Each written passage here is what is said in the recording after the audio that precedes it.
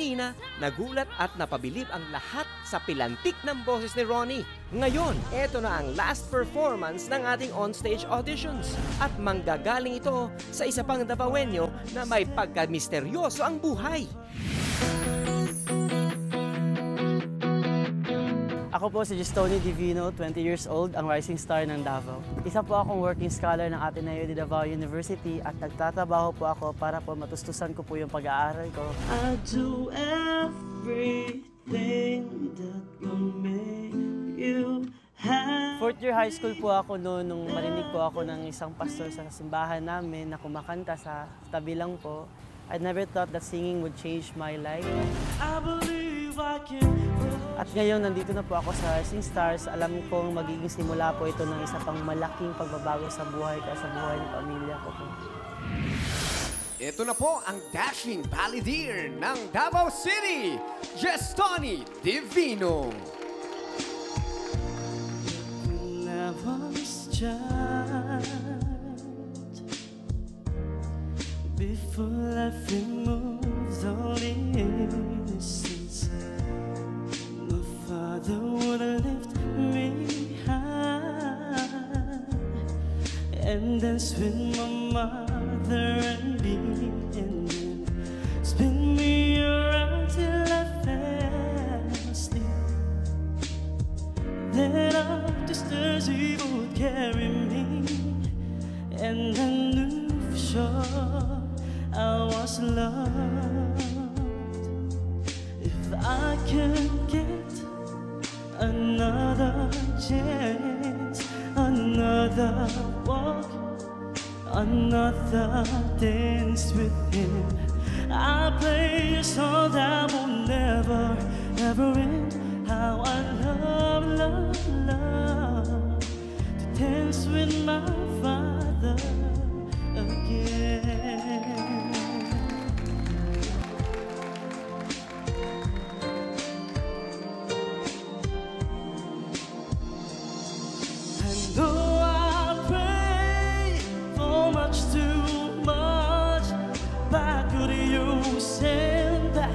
The only man she loved.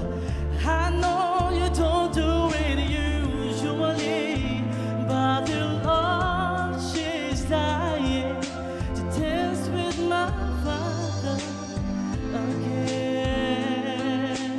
Oh, oh. Every night I fall asleep, this is all I ever dream. Thank you, Gistoni. That's a very beautiful song, no? Kanino ba dinidedicate yung Para po to sa mama ko po at saka sa family ko po. It's just that this song means a lot to us po.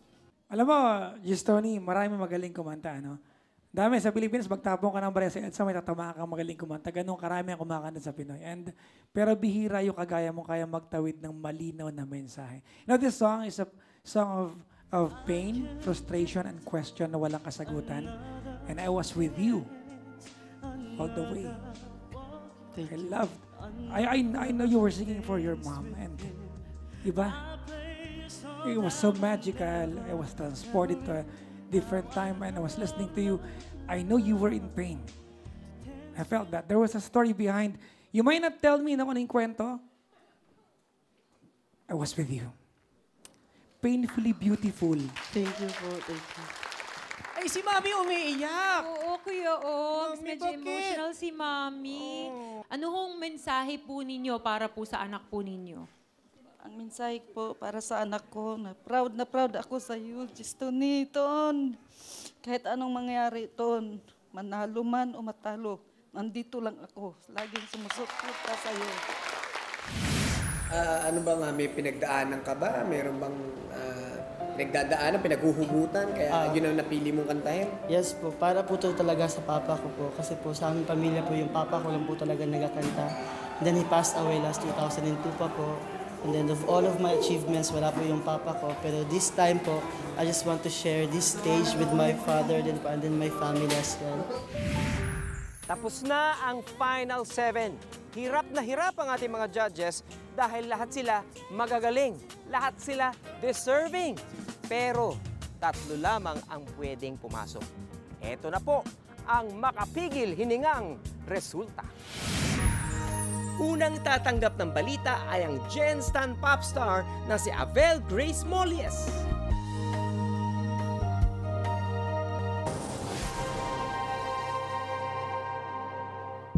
Hi, Avel. Hello po. Kumusta ka? Okay lang po. Anong pakiramdam mo? Ninenervyos po. Ninenervyos ka? Kinanta mo yung Love You Like a Love Song. Sabi ni Papa Jack, you sounded great. Pero parang medyo unsure ka raw sa choreography. Pero sabi niya, despite that, nakikita niya na malaki ang future mo sa pagkanta. So, Avel, ano sa tingin mo?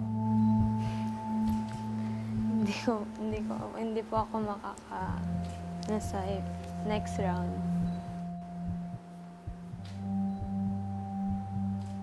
Tama ka, hindi ka nga pasok. Pero Avel, tandaan mo, pumasa ka. Umabot ka rito sa round na ito. Ibig sabihin, merong kang galing. So Avel, don't lose hope, okay?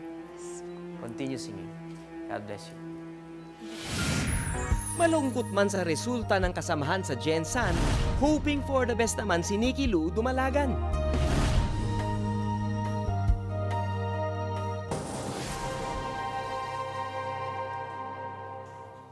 Nikki Lou, parang malungkot ka yata. Nakabahan ka? Sabihin mo sa akin. Kaya ka ba umiyak dahil natatakot ka? Ha? Sabi ni Judge Jimmy, para ka daw diesel.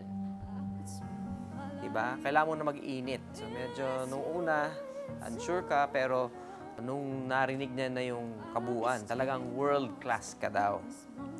So, ang china-challenge niya sa'yo, Nikki, paano ka magiging consistent? Diba? Isipin mo yon, paano ka magiging consistent? Kasi simula, gitna at dulo, consistently excellent ka. So, Nikki Lou, tumalagan, para sa amin, ikaw ay hindi mo napasok, Nikki. Hindi naman ibig sabihin nun na hindi ka pwede maging singer. Of course, you can be a singer. Namamatay ang pangarap kapag hindi ka na naniniwala. Kailangan maniwala ka. Itong mga dinaraanan mo ngayon, ito yung mga munting pagsubok mo para yung pangarap mo maabot mo.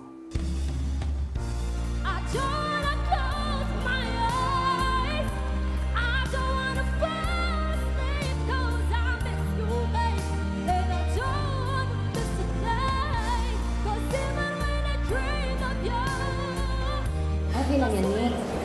Mga pagsubok mo. May darating pa na para sa'yo.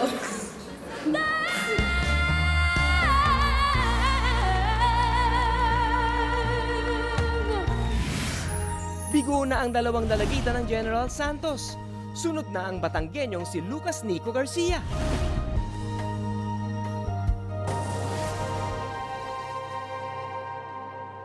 Lucas Nico Garcia.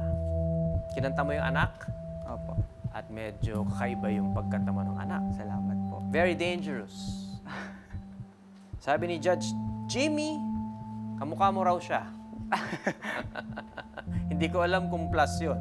Pero sabi niya, ka-look-alike. Ka-look-alike mo daw siya.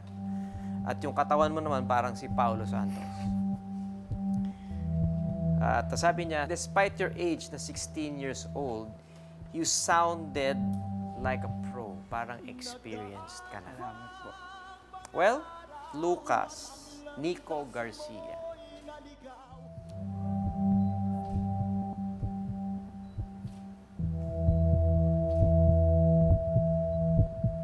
Ikaw ay pasok. Salamat po. Congratulations. Salamat po na madami. Patuloy mo yung husay mo. Salamat po. Sige, ingat. God bless. Galingan mo pa, ha? Thank you po. Hi, Lucas. Hello po. Yes, ano? Yes, ano? Yes. Pasok! Yes. Pasok! Yes! Kaya ano pala yes ng yes? One slot taken. Ngayon, sabay nahaharap ang R&B artist na si Christian David Amata at ang bad boy vocalist na si Joselito Gustillo Jr. Christian, Joselito, usually pagka pares ang pinapapasok namin dito, nag-holding hands. So, walang bawal dito. Okay lang yan. Alright, unahin natin si Christian. Kinanta ni Christian yung She Will Be Loved. At sabi ni Judge Dina, yung simula mo napakaganda at nakaka-enjoy dahil meron kang sariling style. Kaya lang, sabi nga niya, sa sobrang pagka-energetic mo, nung kaduluduluhan, medyo nawala ka na ng hangin. Si Joselito naman, kinanta ang Lost Stars.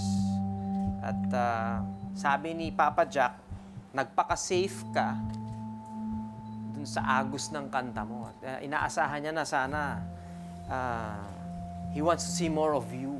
Gusto niya, he wants you to take risks. Diba?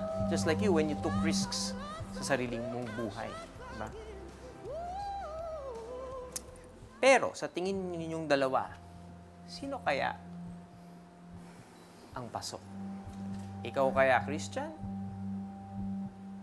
O ikaw kaya, Joselito? Okay. Ang pasok sa inyong dalawa ay walang iba kundi si